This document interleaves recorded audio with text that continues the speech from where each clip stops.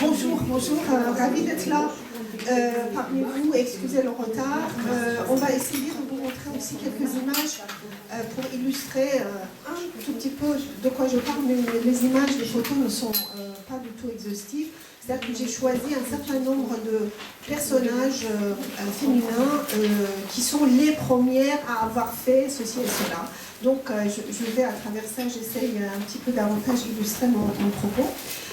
Alors, il faut dire que j'ai fait beaucoup de recherches sur Google Images et d'autres sites pour trouver les images des femmes pendant la révolution constitutionnelle iranienne et même un petit peu plus donc au début du XXe siècle. Alors, il y a pas mal d'images des hommes révolutionnaires, il n'y a pratiquement pas d'images des femmes. Bon, ça ne m'a pas étonné, c'est quelque chose qu'on sait, mais enfin ça se confirme. Donc, la première image que je vais vous montrer, comme vous allez pouvoir voir, c'est l'image d'une femme qui date, donc, c'est une féministe iranienne qui avait créé l'un des premiers journaux féminins dans les années 1900.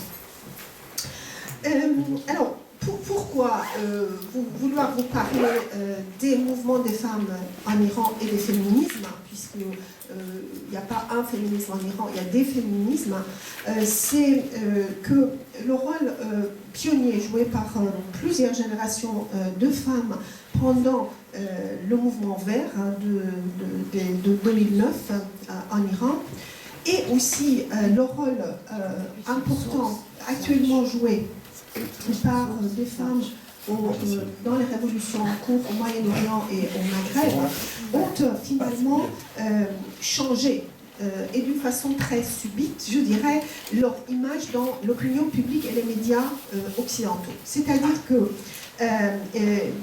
il s'agissait d'une construction assez statique et essentialiste de ces femmes, dont certaines sont voilées, à la fois en Tunisie, en Égypte, mais aussi en Iran. Et donc, on refusait d'accorder la puissance d'agir, ce qu'on appelle agentivité, à ces femmes. Cette image fausse de ces femmes musulmanes est héritée de l'époque coloniale et fait partie d'une optique selon laquelle l'Orient est représenté à travers des images et des stéréotypes qui sont inexacts. C'est-à-dire que les femmes musulmanes sont souvent représentées comme des êtres qui seraient incapables de résister à leur oppression, qui d'ailleurs trouverait leur origine dans l'islam, selon les mêmes images, et donc elles ne seraient donc pas capables non plus d'agir sur le processus de la transformation sociale de leur pays. Donc, quand on voit les images des femmes qui sont en train de faire la révolution, bien évidemment, on ne comprend plus ce qui se passe. Mais quand on regarde l'histoire de ces pays, Sonia, vous en avez parlé ce matin, moi, pour ma part, je travaille depuis quelques années, en particulier sur 3 pays moyen-orientaux, c'est-à-dire l'Iran, la Turquie et l'Égypte. J'ai un projet comparatiste. Et donc, quand on regarde effectivement ces pays-là, ce qu'on constate, c'est que plus ou moins au même moment, dans ces 3 pays, il y a un mouvement de femmes qui émerge, un mouvement qui est très enraciné dans le mouvement national et anticolonial, justement, et qui est, disons, dirigé et a pour composante principale des femmes des classes moyennes urbaines et des femmes d'élite. C'est-à-dire les époux, les frères,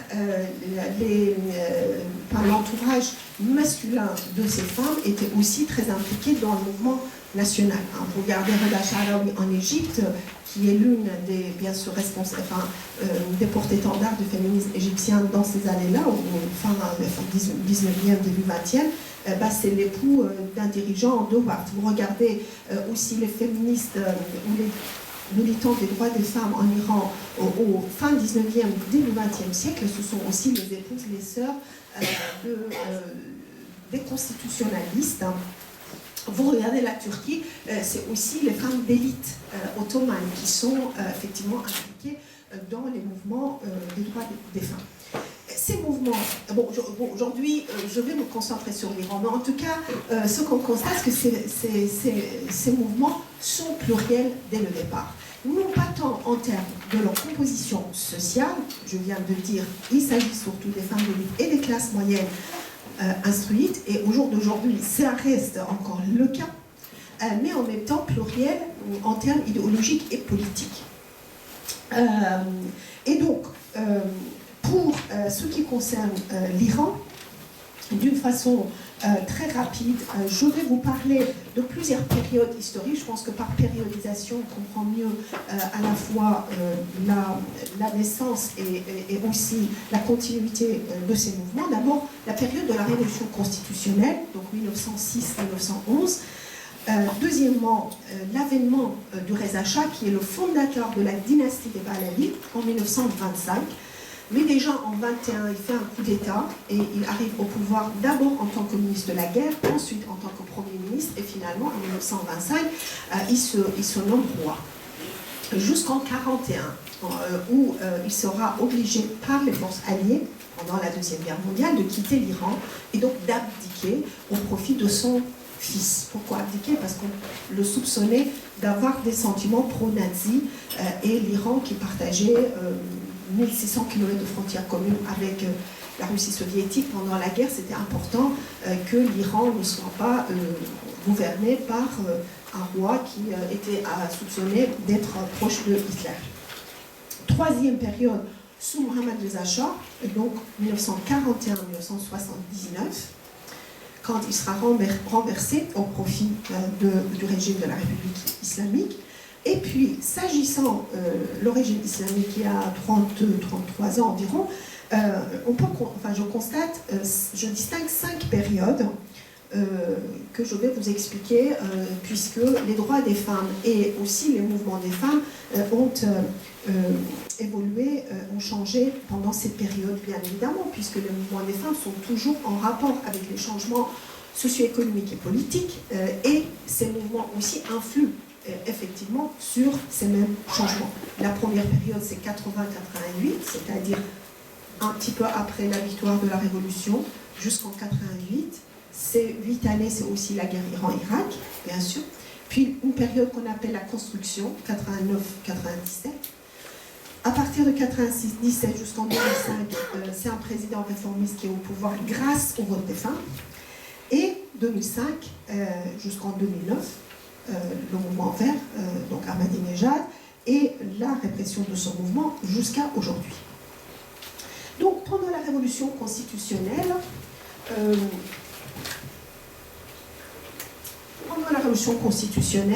dès 1905, c'est-à-dire un an avant, un certain nombre de femmes se réunissent et créent ce qu'on appelle des associations secrètes de femmes pour discuter à la fois de la révolution, mais en même temps de leurs droits politiques.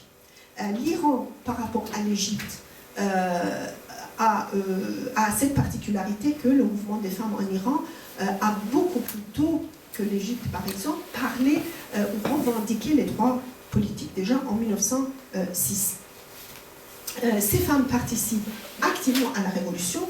Certaines souhaitaient aussi prendre des armes, mais leurs frères leur demandent de ne pas le faire, mais de soutenir la révolution. Néanmoins, on a des témoignages documentés, donc des femmes qui participent activement donc à ce mouvement, notamment à Téhéran et à Tabriz, qui est la ville par excellence de la révolution constitutionnelle pour des raisons historiques. Et donc, elle commence à créer des journaux féminins. Le premier date de 1908, qui s'appelle Danish, ça veut dire savoir. C'est très parlant l'intitulé de ces journaux.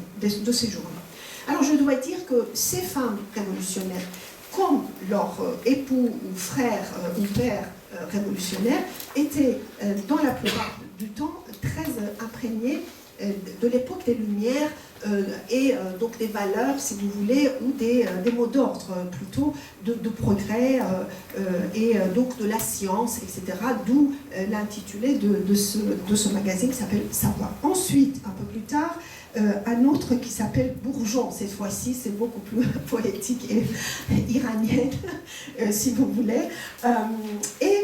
Puis, pour revendiquer leurs droits politiques, bien sûr, en 1906, les femmes n'obtiennent pas leurs droits politiques. Le premier parlement iranien, après la révision constitutionnelle, se réunit en 1906, mais les femmes n'auront pas le droit ni de vote ni d'éligibilité, encore moins d'éligibilité d'ailleurs, sous prétexte que les femmes étaient manipulables, faibles, et donc on ne peut pas, bien évidemment, leur demander ce droit important. En 1909, pour protester contre son refus, les femmes des femmes plutôt, organisent un sit-in au Parlement.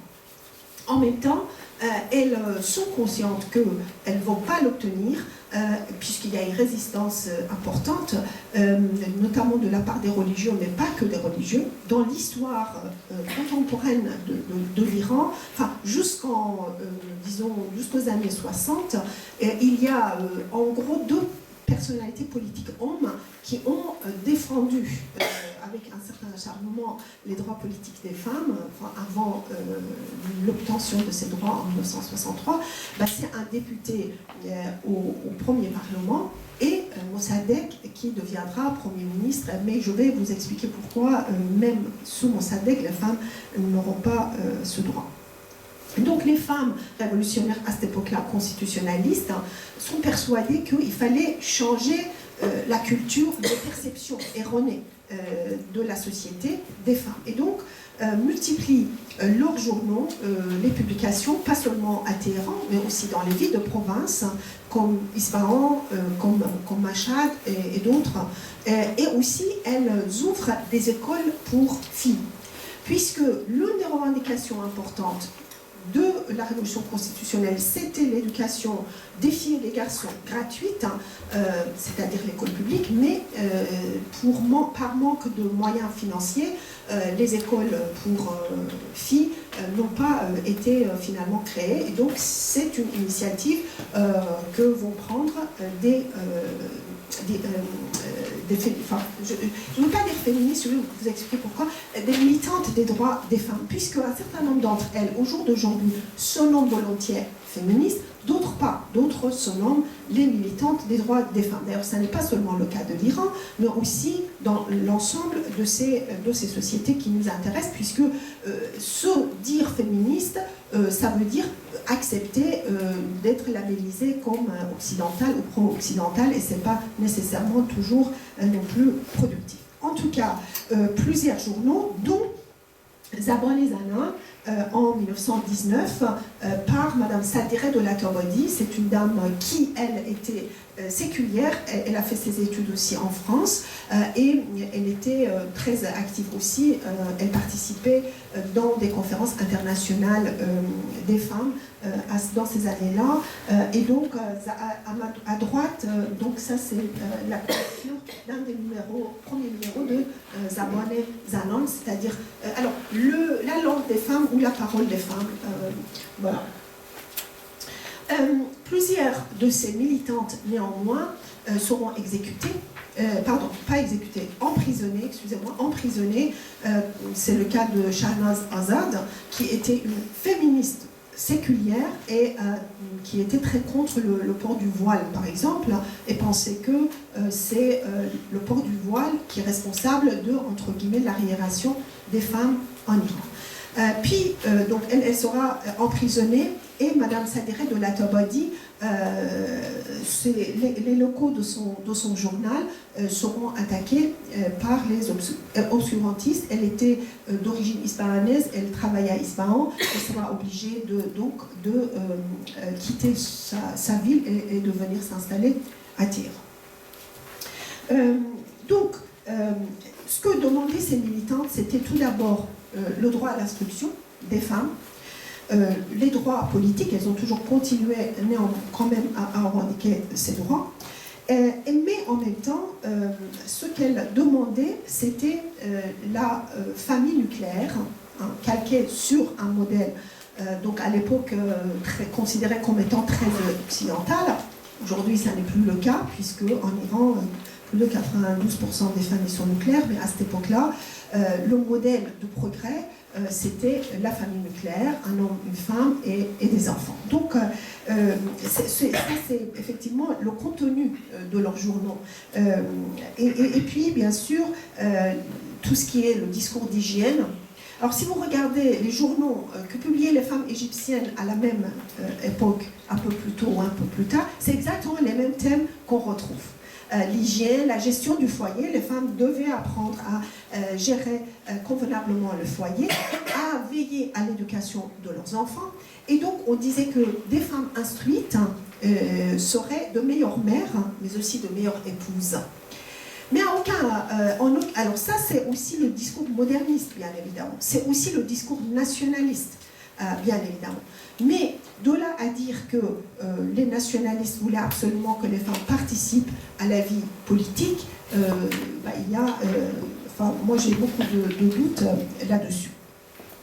Donc, sur l'ensemble de ces questions, il y avait une unanimité entre les militantes des droits des femmes en Iran, mais sur la question du voile, il n'y avait aucune unanimité. Et ce qui est intéressant, c'est que dans ces journaux, eh bien, il y avait des articles qui étaient publiés contre le voile, d'autres pour le voile, défendant les traditions islamiques de l'Iran, en disant que ce n'est pas le voile qui empêche les femmes de participer à la sphère publique. Pendant toutes ces années 1910 et 1920, il y a ces discussions plus ou moins libres à ces propos, tandis que quand Reza Shah, le fondateur de la dynastie des Pahlavis, arrive au pouvoir, lui était un moderniste, autoritaire, et à l'image de Mustafa Kemal Atatürk qui arrive pendant la même période au pouvoir en Turquie, Reza Shah calquait son programme de modernisation sur le modèle turc. Et donc, en 1936, le Shah décide unilatéralement d'interdire le port de voile en Iran. C'est une période intéressante à étudier. Nous avons maintenant beaucoup de documents qui sont parus. Vous savez qu'en Iran, l'interdiction du port du voile va beaucoup plus loin qu'en Turquie, puisque en Iran, même dans la rue, les femmes n'avaient pas le droit de porter le voile, et les forces de l'ordre avaient reçu l'ordre justement de ôter le voile des femmes.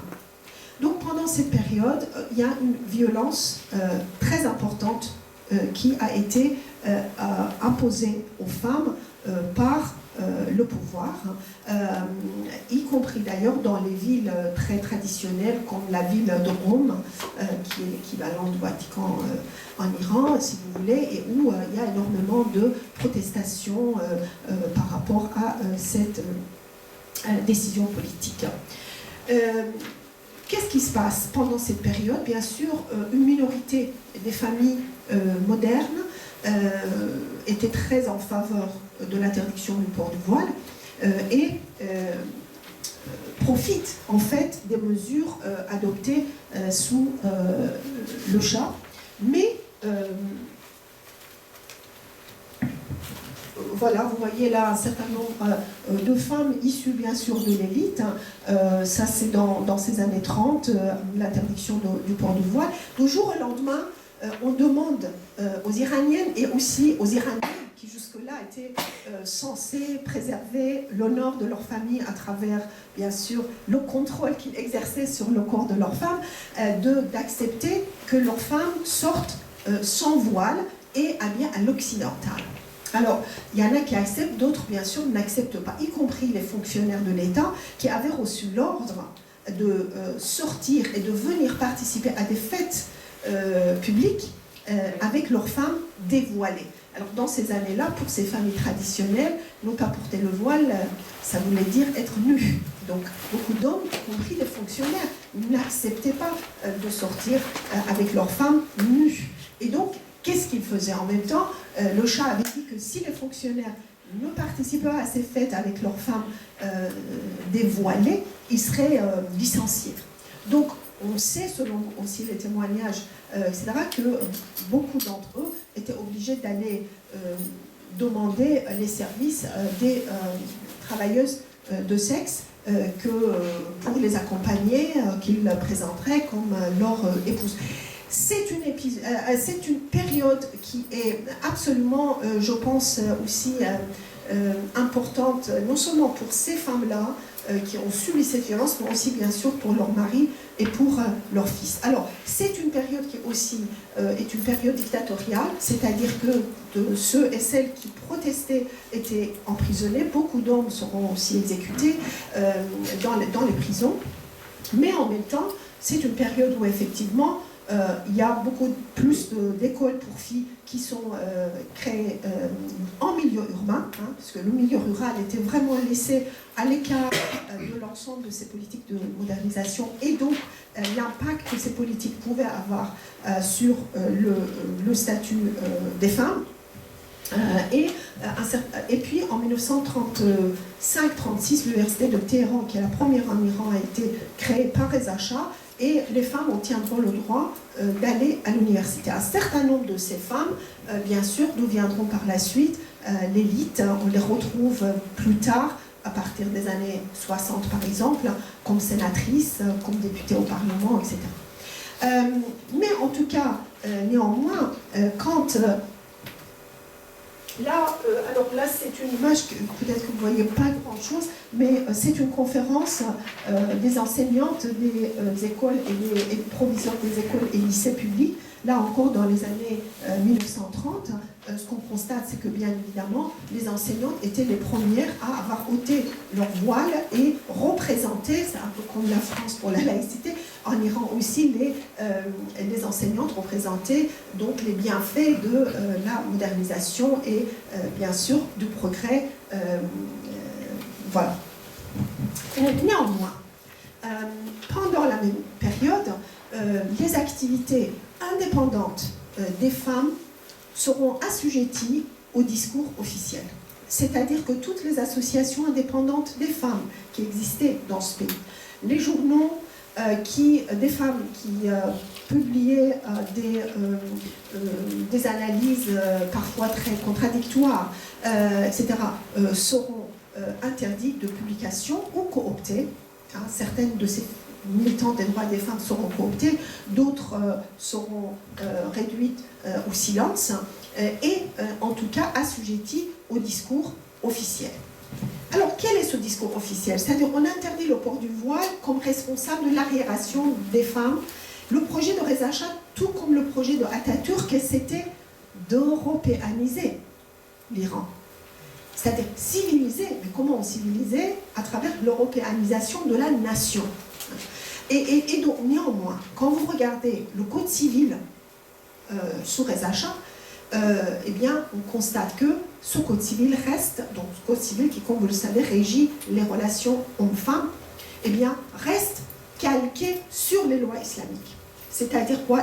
La polygamie est en vigueur, le mariage temporaire qui est propre aux chiites, 12 imamites, qui sont majoritaires en Iran et en Irak, reste en vigueur, c'est-à-dire que les hommes peuvent se marier avec un nombre indéfini de femmes pour des périodes allant de quelques minutes à 99 ans. Le mariage d'une femme musulmane avec un homme musulman est interdit.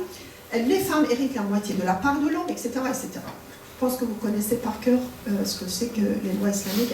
Les femmes étaient sous la tutelle de leur père et puis étaient placées sous la tutelle de leur mari, etc.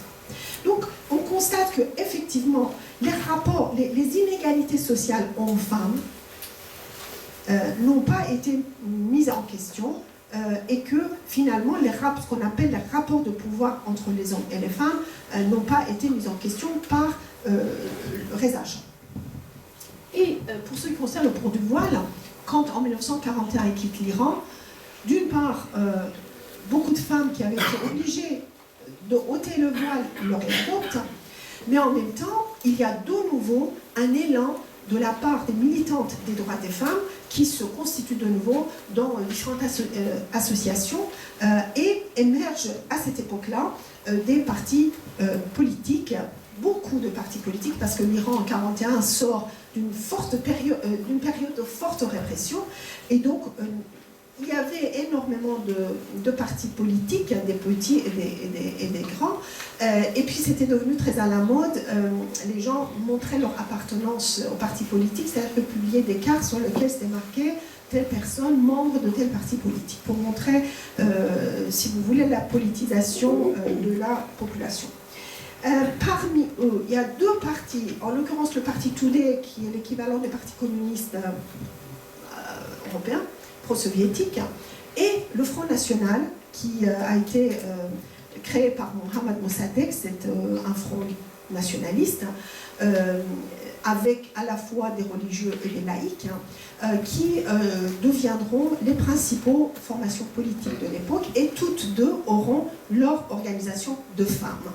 Et donc, dans ces années-là, il y a effectivement énormément de manifestations. Alors ça, c'est la photo d'une manifestation très importante, dont vous avez à la fois des hommes et au milieu des femmes. Beaucoup de ces femmes, c'était des femmes qui travaillaient comme enseignantes ou qui travaillaient dans l'administration, etc. Certaines sont voilées, mais la majorité n'est pas voilée. Elles appartiennent visiblement aussi à ces différentes associations de femmes, et leur banderole dit « Nous devons participer aux affaires politiques de notre pays ». Donc c'est une manifestation pour demander les droits politiques. Alors, je vous disais que Mohammad Mossadegh, qui deviendra Premier ministre, était parmi les seuls hommes politiques avant les années 60 de demander les droits politiques aux femmes. Effectivement, quand dans les années 40, il est député au Parlement, il propose une motion allant dans ce sens-là, et la majorité de nouveau des parlementaires conservateurs donc refusent d'accorder aux femmes les droits politiques. Quand Mossadegh arrive au pouvoir en 1951, il dit qu'il ne pouvait pas demander de nouveau les droits politiques pour les femmes, puisque son projet principal était la nationalisation du pétrole, et que demander les droits des femmes aurait bien évidemment fractionné la majorité dont il avait lui besoin au Parlement pour faire adopter la nationalisation du pétrole. Et pour lui, c'était son projet phare. Donc il ne le fait pas, et finalement les femmes ont dû attendre jusqu'en 1963 pour que ce droit leur soit accordé par le Shah, qui, contrairement à Mossadegh, démocratiquement élu, ne l'était pas. Et donc, ce qu'on voit, effectivement, c'est que l'octroi des droits politiques aux femmes par le Shah n'aboutit pas à une participation importante, ni des femmes ni des hommes d'ailleurs, dans la vie politique, puisque le champ politique restait verrouillé. Et que donc il n'y a pas non plus beaucoup de volonté de la part des gens de participer à cette entreprise. Je voulais juste vous montrer la photo de Madame Parvin Ehteshami, qui est parmi les premières poétesses de l'Iran des années 1920 et après. Quand on était petite, on lisait toujours ces poèmes à l'école. Et Amal al-Mouloud Vaziri, qui est première femme chanteuse de l'Iran moderne aussi, pareil, dans ces années-là. Et elle chantait beaucoup aussi les poèmes de la Révolution constitutionnelle portant sur la liberté.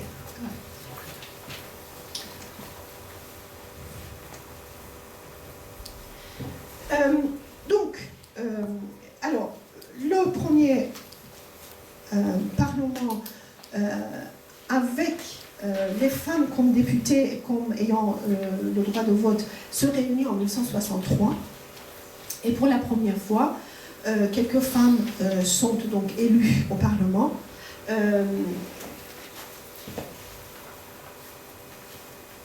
Ça, c'est des femmes donc, parlementaires. Le photo a été retouché. Hein, et donc,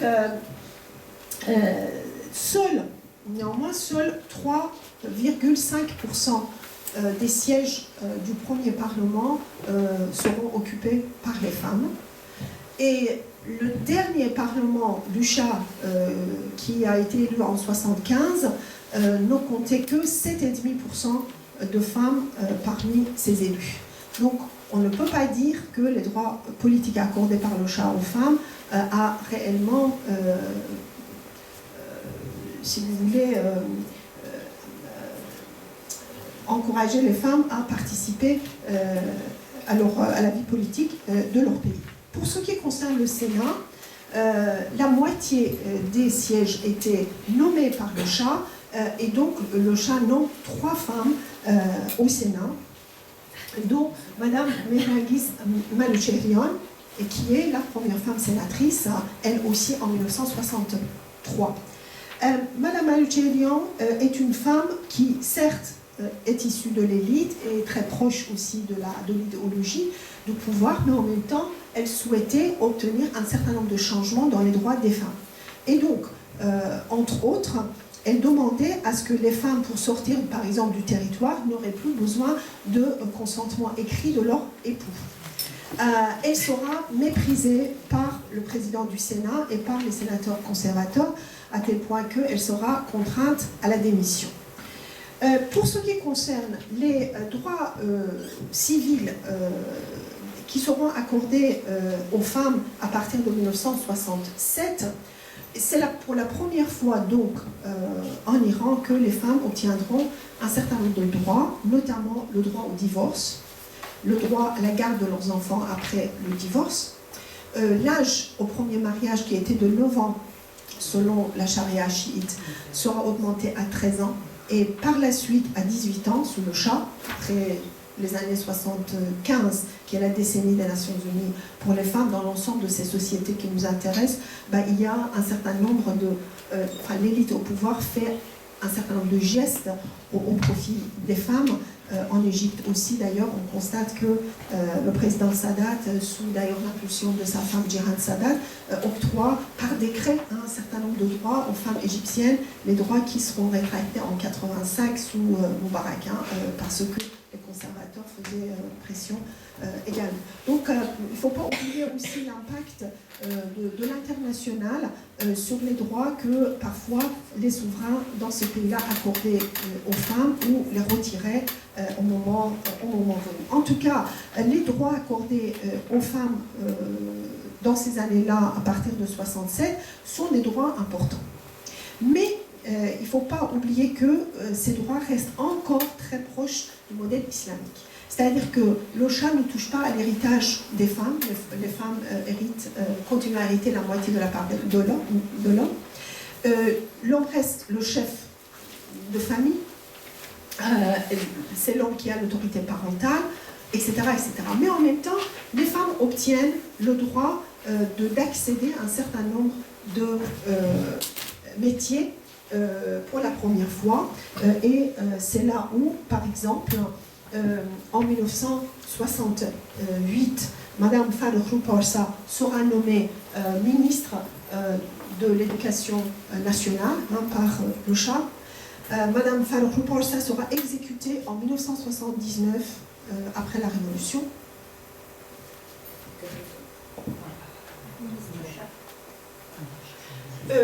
Première femme ambassadrice, Madame Dola Chahi, qui sera nommée ambassadrice de l'Iran au Danemark. Ça, c'est la reine de Danemark. Et elle est décédée à Paris il y a peu d'années de ça. Mais aussi, Madame Dola Chahi a joué un rôle important dans justement l'obtention des droits civils pour les femmes. Puisque à cette époque-là, effectivement, je vous disais, la loi de la protection de la famille, qui est l'équivalent du code de statut personnel en Iran, restait assez proche du modèle islamique, mais d'une certaine interprétation plutôt réformiste de l'islam. C'est un peu le cas aussi, on va dire, en Tunisie. Et donc, ce qui fait... Bon, mais en Tunisie, les femmes obtiennent beaucoup plus de droits en 1956. Et donc, il fallait faire des navettes entre Téhéran et Rome pour obtenir l'aval d'un certain nombre de clercs du Haut-Rang qui avaient été cooptés par le Shah et qui n'avaient pas participé aux émeutes de 1963 dirigées par Khomeini. Ayatollah Khomeini avait dirigé les émeutes de 1963 et l'une des raisons de ces émeutes, à mon sens, c'est aussi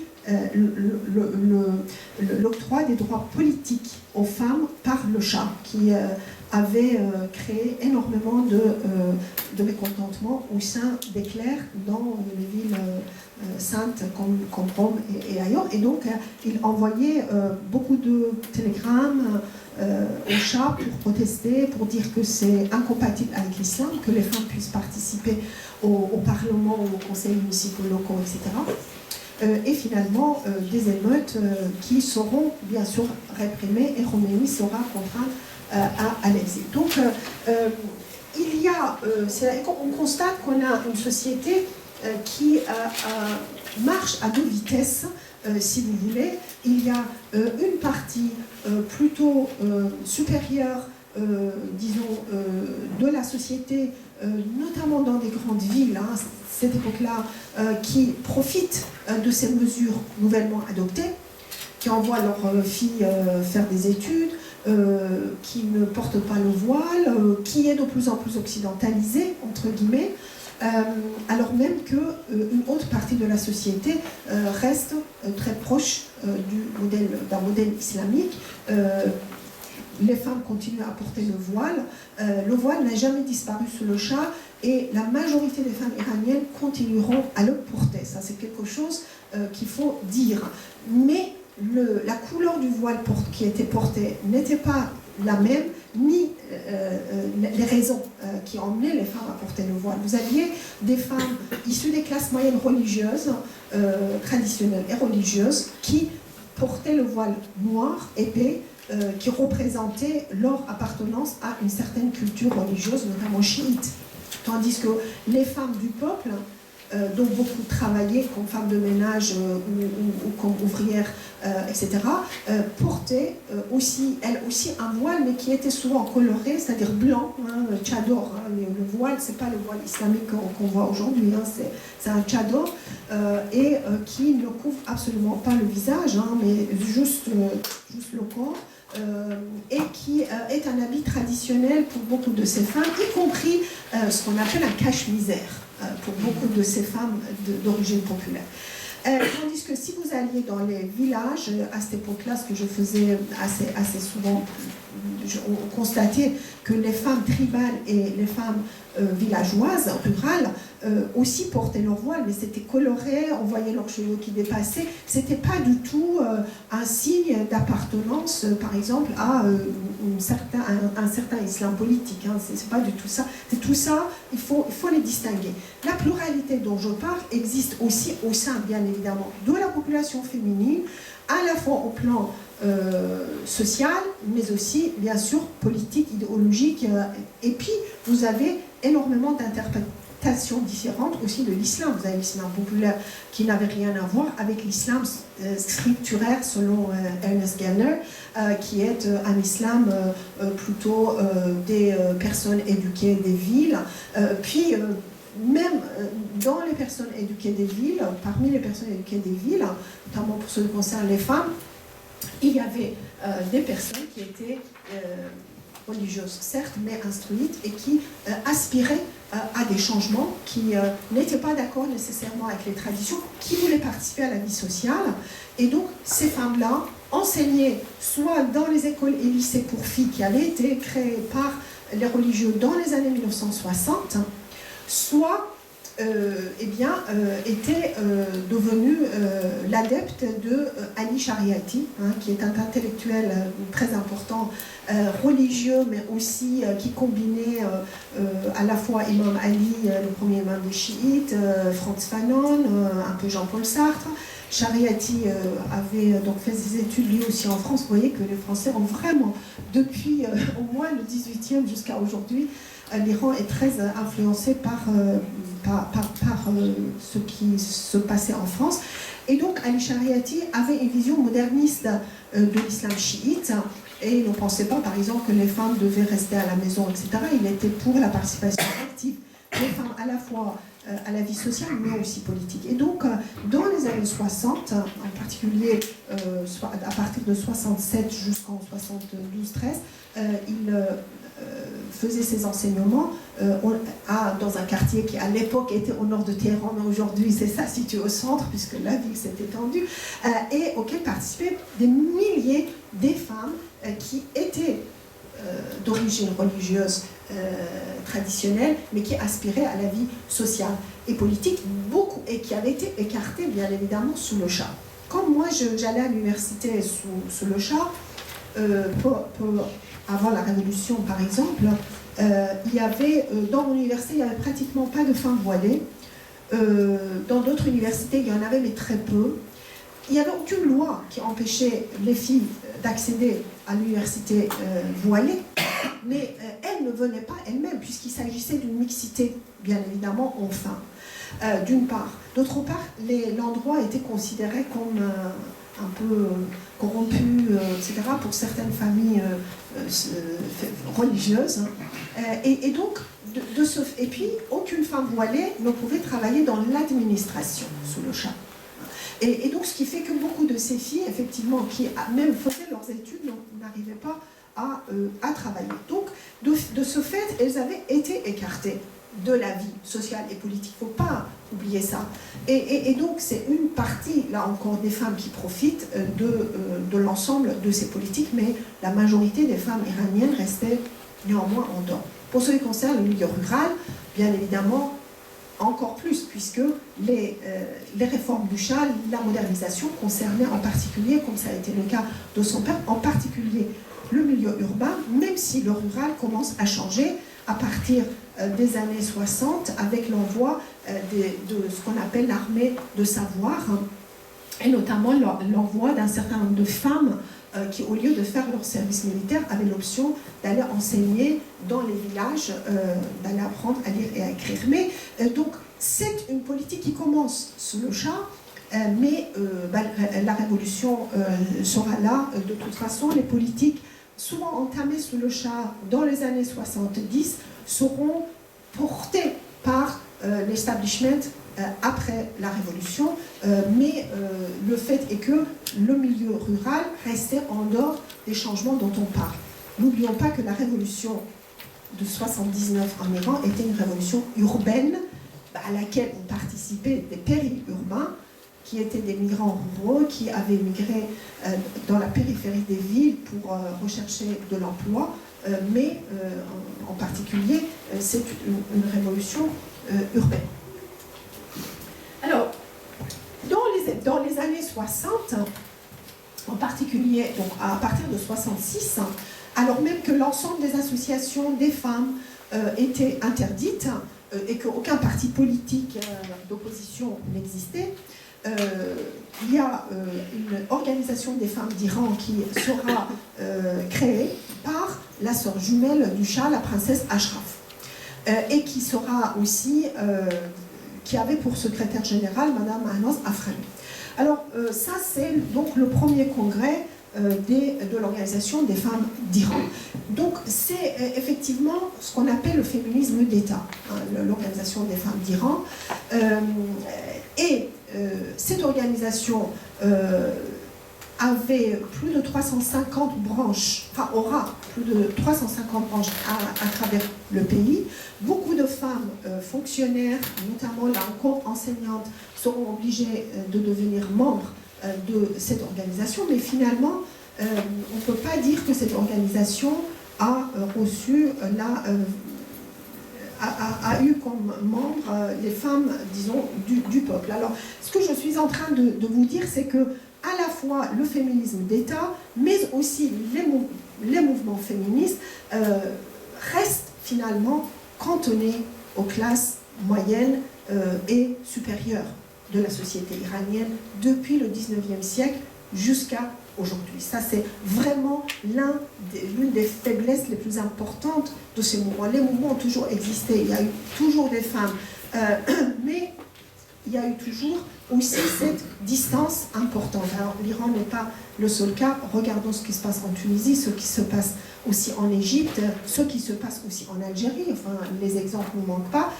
Et bien évidemment, dans beaucoup d'autres pays, hein, puisque les mouvements des femmes, c'est souvent propre aux femmes des classes moyennes.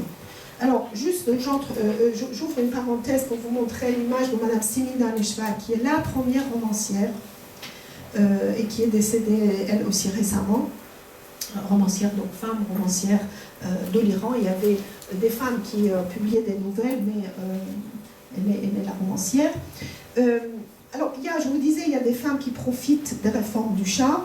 Par exemple, quand l'accès à la magistrature sera disponible aux femmes, Madame Shirin Ebadi sera première femme juge de l'Iran en 1969. Quand on dit première femme juge, elle n'était pas la seule. Il y en avait d'autres, bien sûr, parce que c'est une promotion de ces années-là. Mais Madame Ebadi sera promue de sorte qu'au moment de la Révolution, elle était présidente de la cour à Téhéran, pour vous dire, et qui sera démise de ses fonctions après la Révolution, sous prétexte que les femmes sont trop sensibles, sont immatures et donc influençables, et on ne peut pas laisser une femme, bien sûr, juger, n'est-ce pas? Alors, ce que je veux dire, c'est que le féminisme d'État, bien sûr, réussira à changer ou améliorer des lois au profit des femmes, notamment, par exemple, l'amélioration des salaires des femmes, un certain nombre de droits donc économiques aussi et sociaux que les femmes ont obtenus grâce aux interventions de l'Organisation des femmes d'Iran, mais ça reste, comme je viens de dire, une organisation de femmes d'élite et n'arrive pas non plus à changer les rapports de pouvoir et les inégalités sociales entre les hommes et les femmes.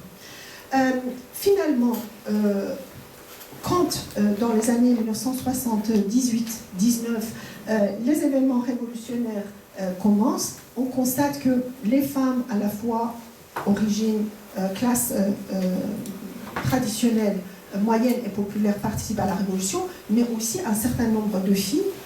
Ça, c'est l'une des photos qui montre bien qu'il y a aussi des femmes qui n'étaient pas du tout voilées et qui n'étaient pas religieuses, qui ont participé activement à la révolution. Il y a d'autres femmes, j'en ai connu un certain nombre d'ailleurs, qui étaient professeurs à l'université à l'époque et qui ont accepté de porter le voile en participant aux manifestations, non pas parce qu'elles revendiquaient la charia, mais parce qu'elles voulaient montrer l'unité du peuple face au régime du Shah. Donc le voile était devenu un symbole de résistance contre la dictature.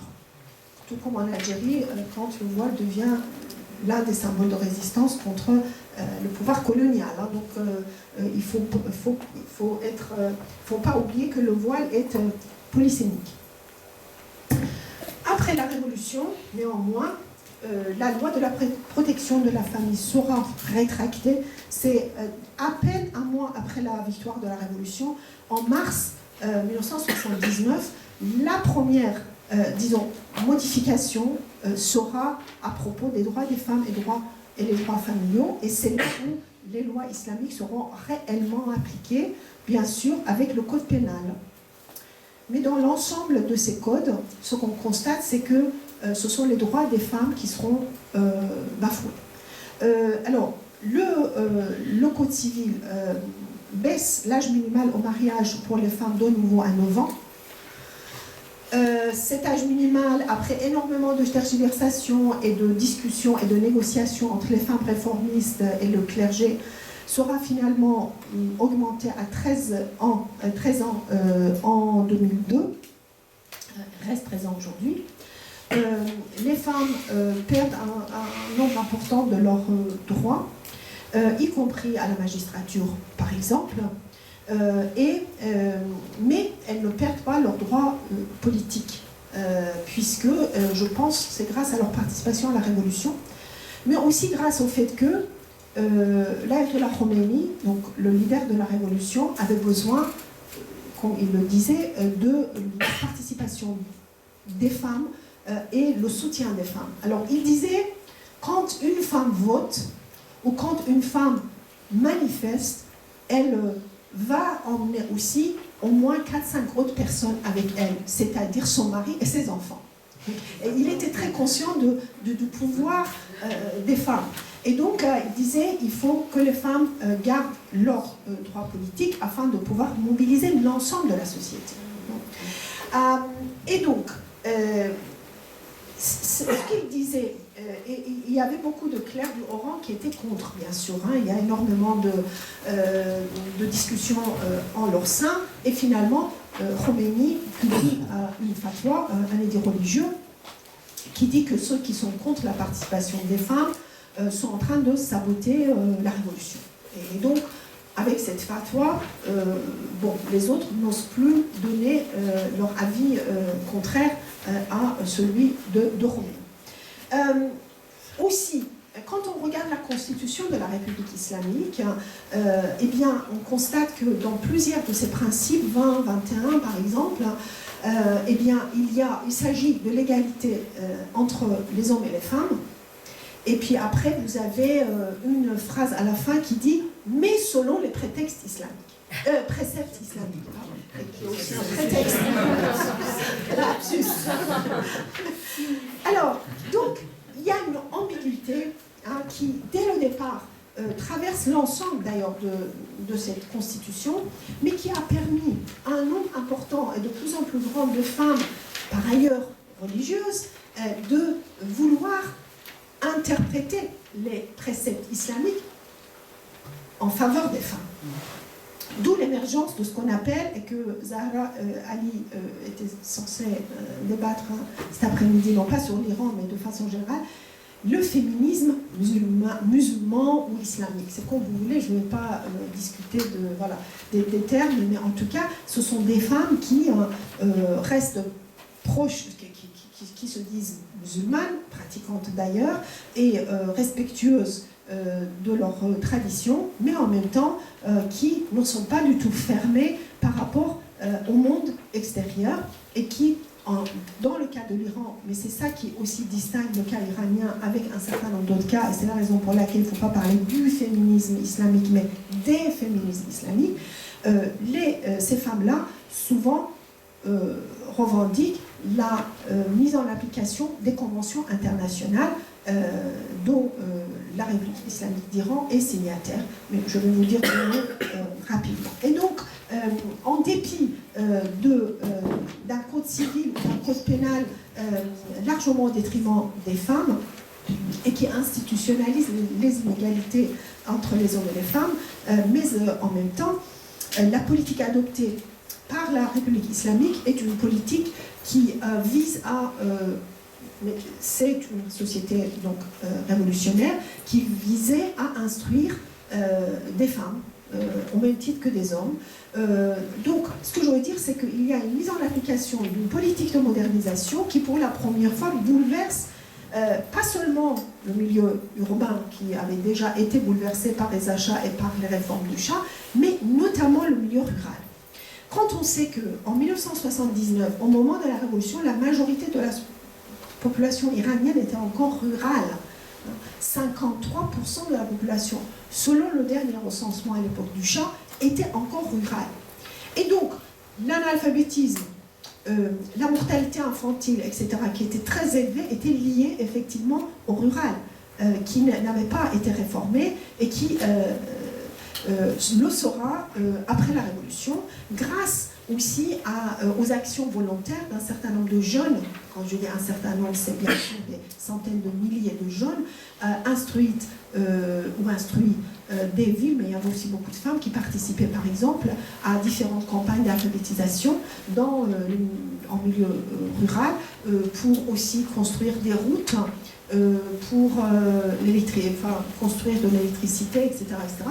Et à partir de 1989, quand la planification familiale qui avait été abandonnée sera remise en vigueur, beaucoup de femmes urbaines instruites participeront à la distribution de ces moyens contraceptifs aux femmes rurales et leur donneront les moyens de baisser le taux de fécondité, qui, comme vous le savez peut-être, est la chute la plus importante jamais enregistrée dans l'histoire de l'humanité.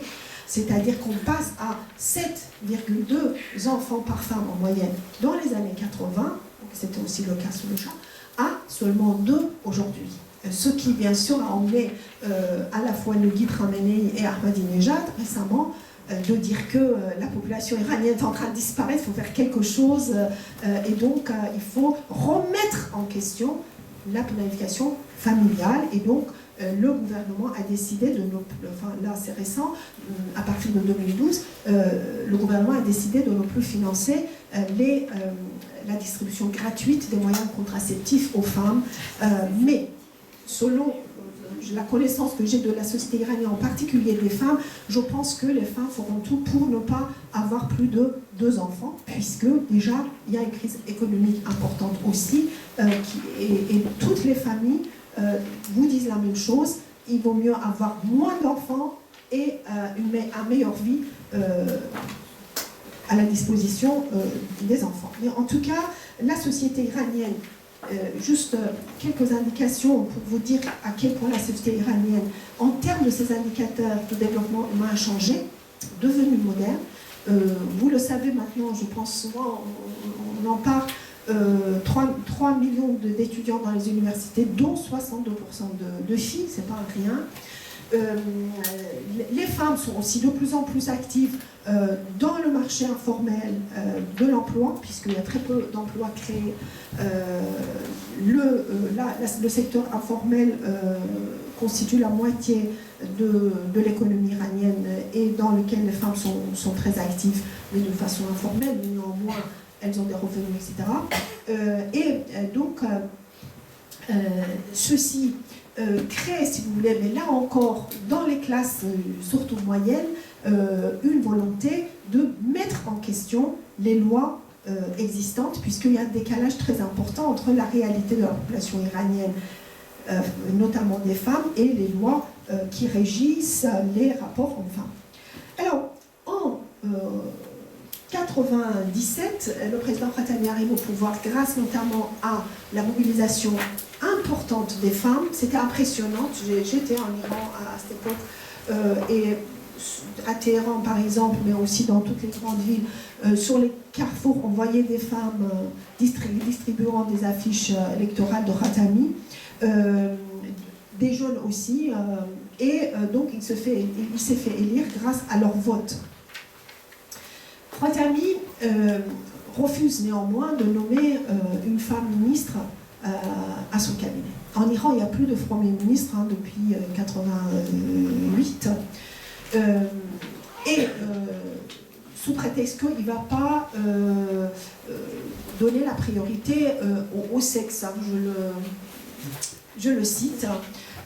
En revanche, alors la raison principale et la raison en réalité, c'était que Khatami, étant réformiste, mais il est très conservateur pour ce qui concerne ses rapports avec le guide de la Révolution. Il savait très bien que le guide n'accepterait pas une femme ministre, et donc il ne le fait pas pour ne pas provoquer les conservateurs. Et puis après maintes discussions avec le guide, finalement, il nomme Madame Massouma Ebtekar comme vice-présidente. Madame Ebtekar, que j'en connais, et qui portait d'ailleurs un foulard, disons, coloré, avant d'être nommée vice-présidente. Elle était, je l'ai connue quand elle était professeure à l'université, et l'une de ces féministes islamiques dont je parle, et qui a publié une revue très importante qui s'appelait Farzaneh, qui sera obligée d'échanger son foulard coloré avec un tchador noir pour être nommée vice-présidente.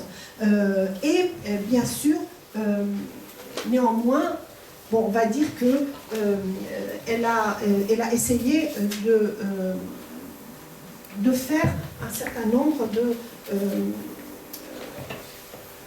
de participer à un certain nombre de conférences internationales pour représenter l'Iran, etc. Pour la première fois, c'est Ahmadinejad qui ose nommer une femme ministre, une femme très conservatrice qui est médecin, et donc qui a été nommée ministre de la Santé juste pour 1 an, puisque il y a quelques mois de ça, elle a été comment on dit, limogée, voilà.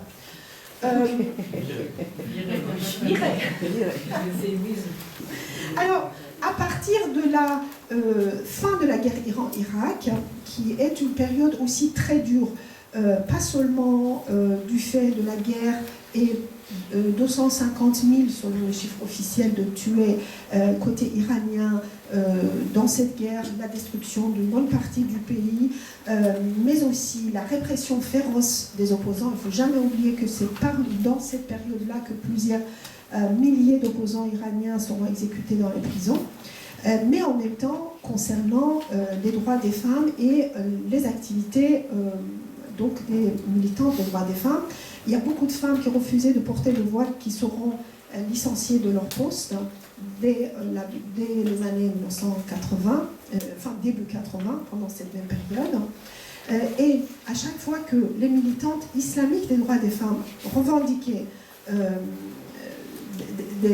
des changements, on leur disait que le pays était en guerre et que ce n'était pas le moment de parler de ces choses-là. Or, on constatait l'appauvrissement des femmes, notamment des régions qui étaient très affectées par la guerre.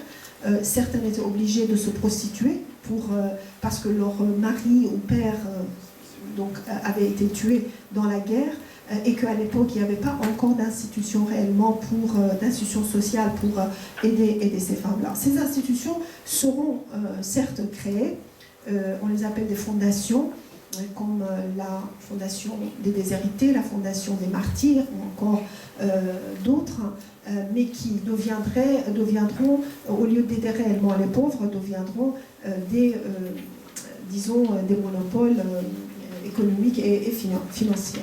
Mais en tout cas, dans cette période-là, les droits des femmes reculent et à partir de la fin de la guerre Iran-Irak, on commence à avoir des revendications de plus en plus importantes de la part de la société, y compris les femmes, de pouvoir revendiquer leurs droits. Et à cette époque-là, Khatami était ministre de la guidance islamique et de la culture. Et donc, juste avant d'être limogé, lui, à son tour, il donne l'autorisation aux femmes de commencer à créer un certain nombre de magazines féminins. Alors quand je dis aux femmes, bien sûr, je parle des femmes islamiques et qui n'étaient pas, bien sûr, ne se trouvaient pas dans l'opposition. Alors l'une d'elles est Madame Shahla Sherkat, que vous ne voyez pas très bien, mais je voulais surtout vous montrer la couverture du magazine Zanan. Le magazine Zanan sera donc créé en 1992 jusqu'en 2008, où il sera interdit de publication par Ahmadinejad, justement, et a joué un rôle prépondérant pendant toutes ces années-là, d'une part en présentant une interprétation très égalitaire des lois et des traditions islamiques, et aussi en rapprochant différentes, obédiences parmi les militantes des droits des femmes, en l'occurrence les séculières et les islamiques. Moi, j'ai vécu tout ça, j'étais souvent en Iran, je connais les femmes dont je parle, donc je connais très bien leur démarche, et je sais aussi que Shahla Sherkat est vraiment la première à avoir pris cette initiative malgré les risques encourus, puisqu'elle a été souvent attaquée par les nervis de Hezbollah et par les fondamentalistes, mais elle le faisait, elle a invité des femmes séculières, à la fois avocates comme Mehran Giscard, qui est une personnalité importante, aujourd'hui en exil aux États-Unis, Madame Shirin Ebadi et tant d'autres, de contribuer à son magazine. Et donc, elles, ensemble, mettaient en cause l'ensemble des lois du Code civil, la Constitution, etc., etc. Et je me rappelle, dans les années 90, c'est-à-dire 96 par là, c'était devenu tellement influent que le chef du pouvoir judiciaire était obligé de répondre aux critiques formulées par ce magazine. Et finalement, par exemple, les femmes, petit à petit, réapparaissent comme juges dans les tribunaux, notamment de la famille.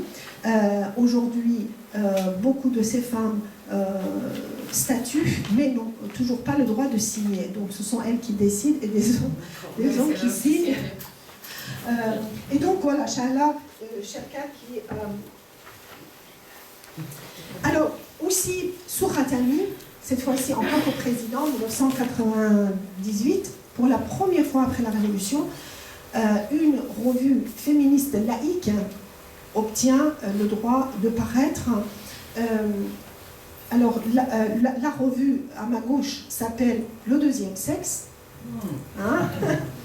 Et en même temps, et puis la personne qui est au centre s'appelle Noushin Ahmadi Khorasani. Donc c'est une féministe laïque qui réside en Iran et qui continue à se battre, mais qui effectivement, ayant vécu tout le temps en Iran, connaît très bien la situation et elle est parmi les femmes qui pensent qu'il faut, ça c'est mon expression que j'emprunte à Denis Kandiotti, qu'il faut marchander avec le patriarcat.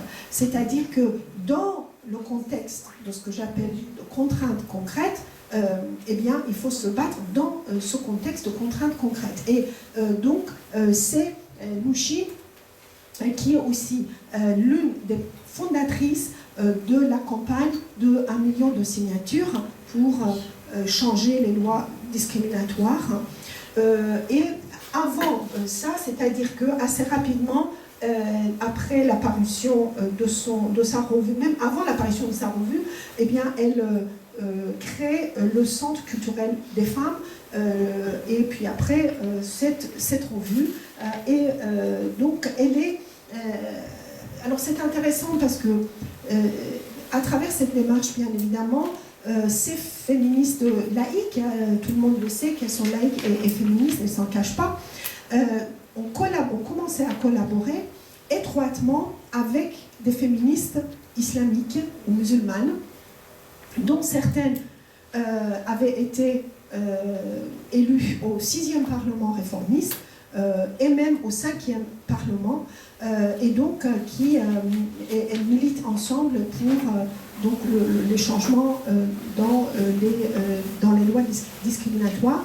Et à partir de 2008 aussi, elles entament des actions communes. Elles investissent le Parlement en septembre 2008 contre un projet de loi très discriminatoire à l'encontre des femmes, encore plus discriminatoire que les lois existantes par exemple. Et puis, à l'occasion de l'élection présidentielle de 2009, de nouveau, elles se réunissent ensemble et elles demandent au futur président, quel qu'il soit, de changer l'ensemble des lois discriminatoires. Ce que j'ai oublié de dire aussi, c'est que à partir de 1997, un certain nombre de femmes présentent leur candidature à l'ensemble des élections présidentielles. Et leur nombre a même atteint 99 lors des élections de 2005, et puis 47 en 2009. Tout ça, un défi qu'elle lance aux conservateurs du Conseil de surveillance qui habilite tous les candidats à toutes les élections, puisqu'au jour d'aujourd'hui, on ne sait pas encore si une femme peut être élue ou peut être présidente de la République islamique en Iran. Il y a une ambiguïté dans le texte de la Constitution. Et donc, elles n'ont pas arrêté de lancer ces défis-là. Alors, parmi ces femmes, disons, islamiques,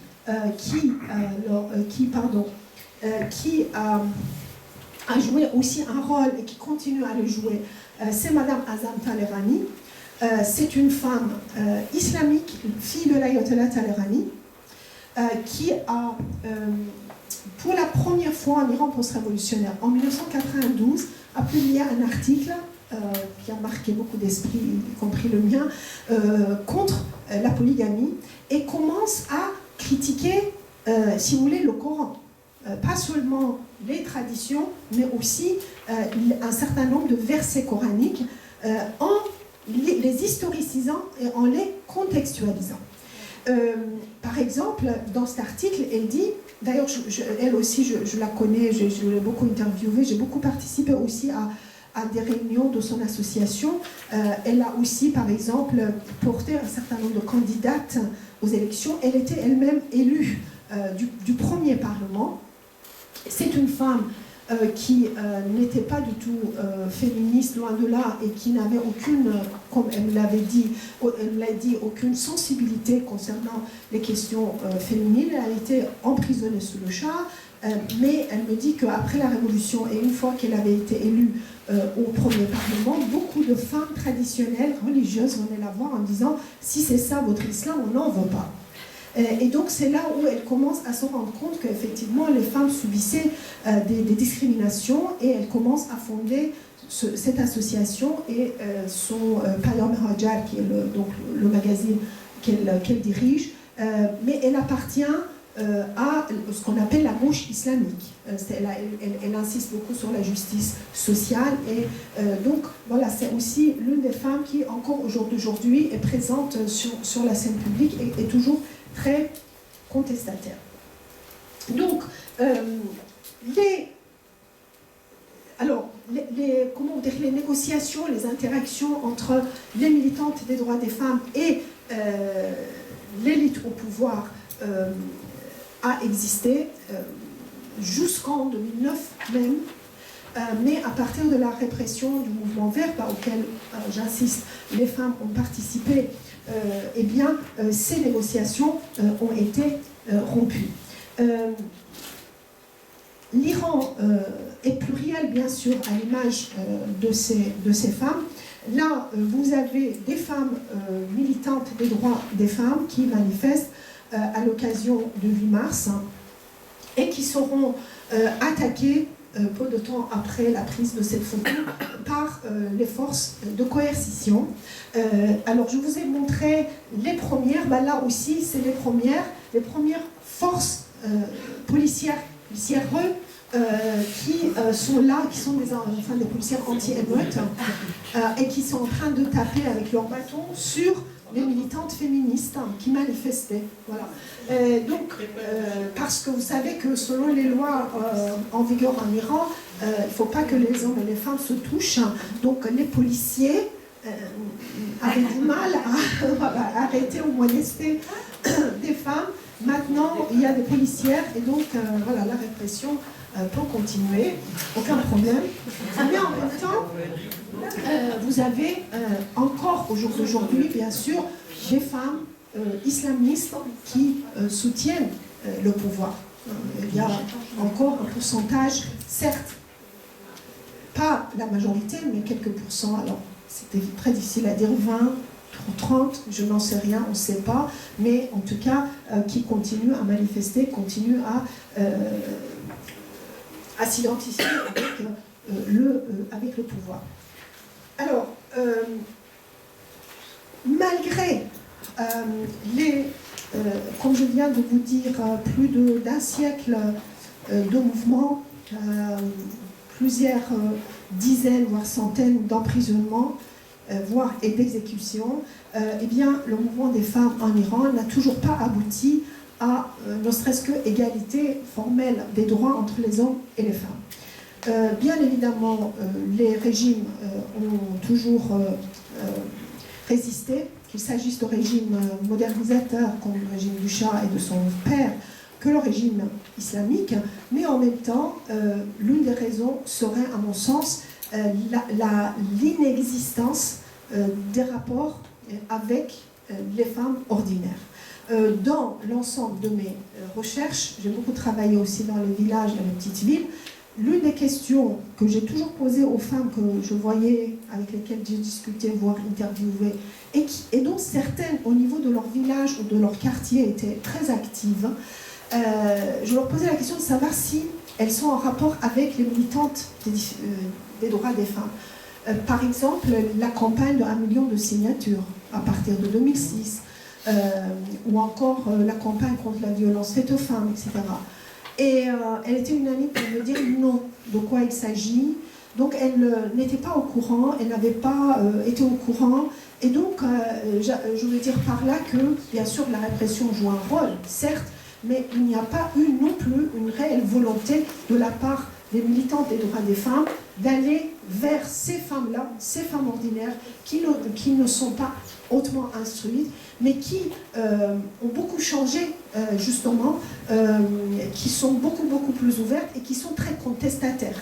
Et donc, il y a une résistance qui s'est aussi organisée en leur sein, la résistance qu'on ne voit pas de loin, mais qu'on voit très bien si on s'intéresse à elle et si on travaille avec elle. Par exemple, l'une des façons de voir cette résistance, c'est qu'aujourd'hui, elles n'acceptent pas de marier leur fille à un bas âge, qu'elles insistent pour envoyer leurs filles non seulement à l'école et au lycée, mais aussi à l'université autant que possible. Elles font des tas de sacrifices pour ça, elles travaillent, elles vont sur le marché, elles vendent des produits qu'elles fabriquent elles-mêmes, etc.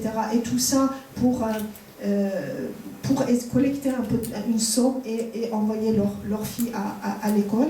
Donc ce sont des résistances très importantes de la part de ces femmes, disons, ordinaires, que j'appelle ordinaires, et que les féministes ou les militantes des droits des femmes n'ont pas réellement prises en compte, je pense. Alors j'ai commencé mes propos en disant qu'il y a une vision, une image essentialiste des femmes iraniennes et musulmanes qui trouve son origine dans l'idéologie colonialiste et dans l'orientalisme. Malheureusement, quand je regarde un certain nombre de militantes des droits des femmes, dont celles qui ont été contraintes à l'exil et qui sont aujourd'hui à l'étranger et qui sont donc en rupture aussi souvent avec la réalité de la société iranienne, ce que je vois, c'est une volonté de décider pour les autres, c'est-à-dire de refuser la puissance, d'agir aux femmes ordinaires. Et pour moi, c'est une,